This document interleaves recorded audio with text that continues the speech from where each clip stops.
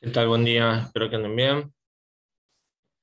Después de ayer haber hecho los videitos del ejercicio 6 y ejercicio 8 de la unidad 4 de matemática 2, vamos a continuar con algo que estábamos planteando de a poco. Básicamente en el ejercicio 8 lo hemos charlado mucho más con respecto a el consumo de gas en metros, medido en metros cúbicos, más un gasto fijo que tenía de impuestos. Esto nos estaba haciendo, nos planteaba que, bueno, teníamos una breve y primer función para nosotros, que era esta.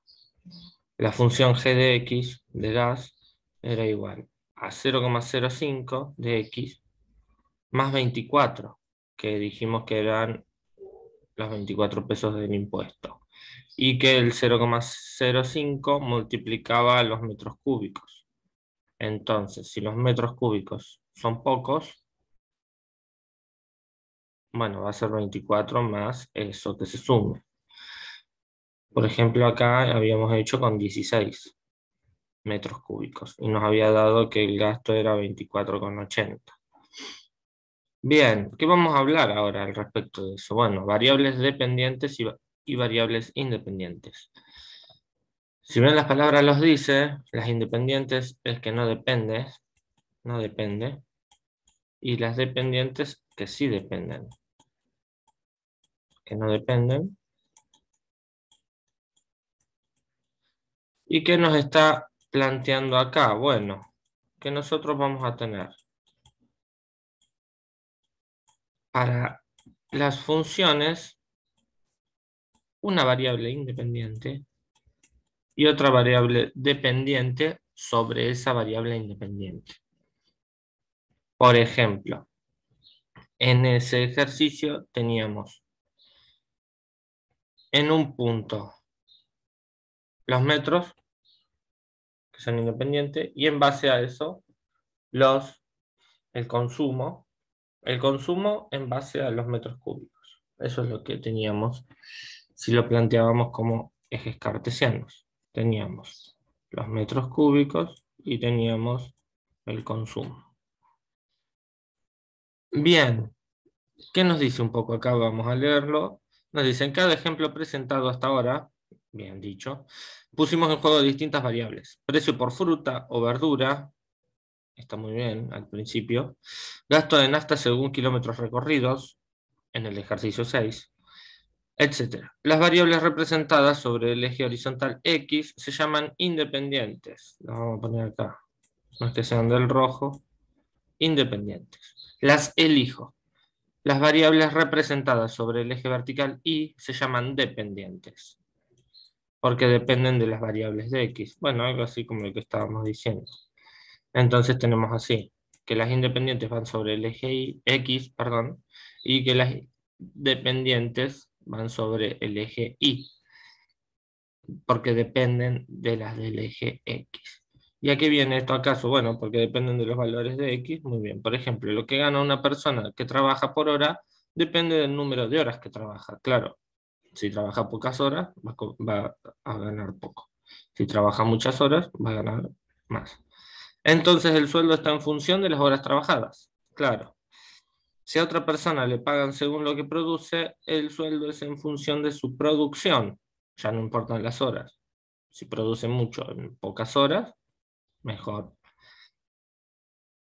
La matemática estudia estas relaciones entre variables y las llama funciones. Funciones. Siempre hay una relación de codependencia entre las dos variables, y la condición para que sea una función es que cada elemento o todos del eje X, variable independiente, le corresponde y esto es súper importante, ya lo he charlado en la clase también, le corresponde un único elemento del eje Y.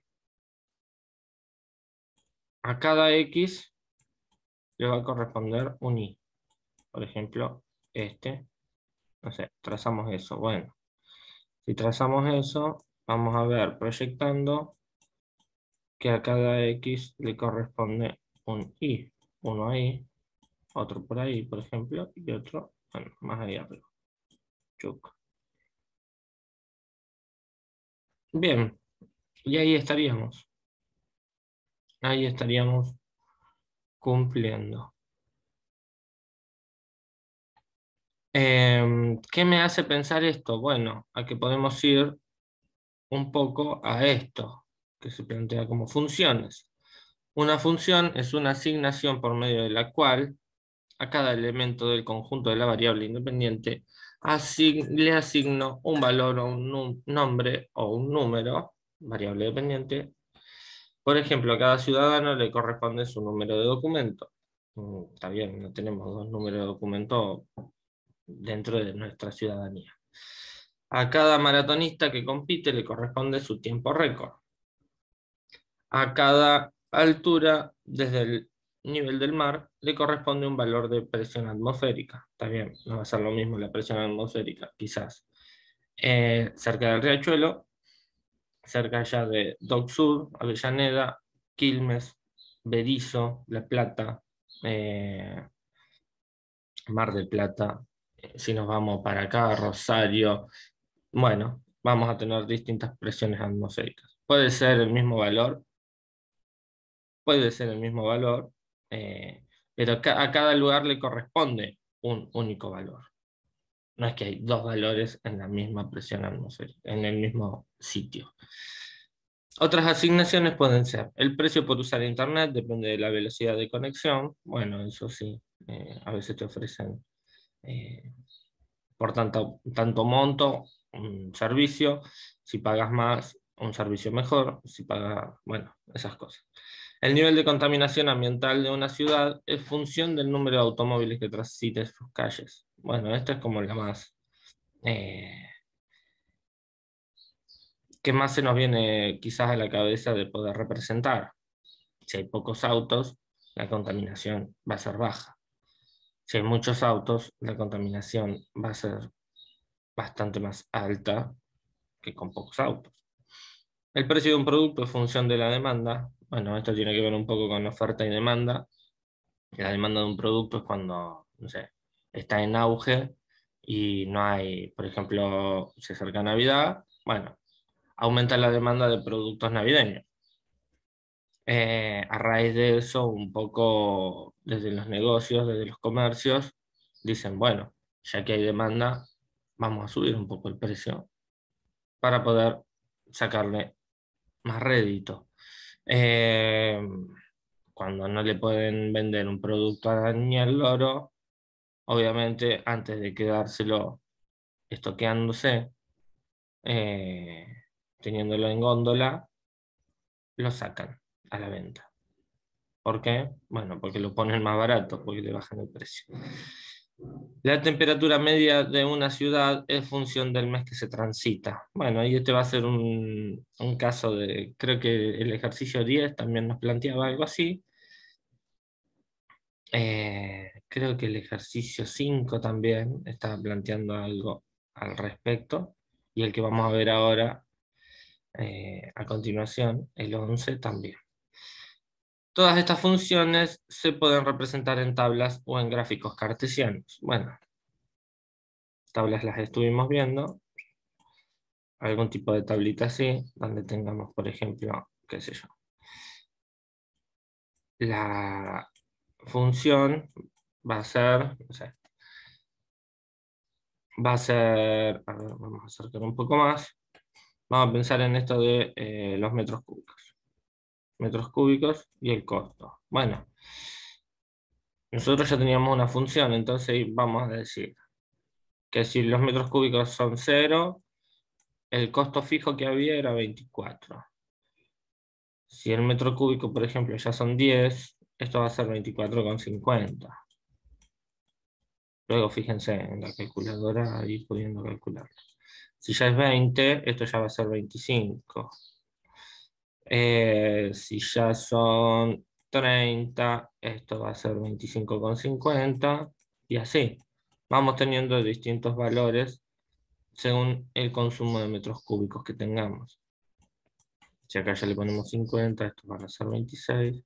Prueben esto, esta tablita, a ver si estos valores corresponden con poner en la fórmula, aguárdenme, que no sé qué pasó. En esta fórmula, en g de x, bueno, vamos a poner g de 20 igual a tanto. Y van a reemplazar g de 25 igual, y reemplazan la x por 25. G de 30, bueno, g de 40 y así. A ver si esos valores que les da tienen relación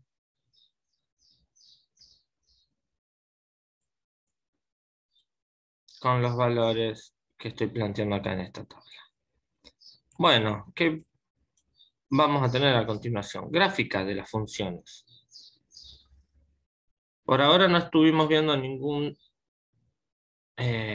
ninguna función puntual, que es lo que nos compete en la unidad número 5, que vamos a ver funciones lineales.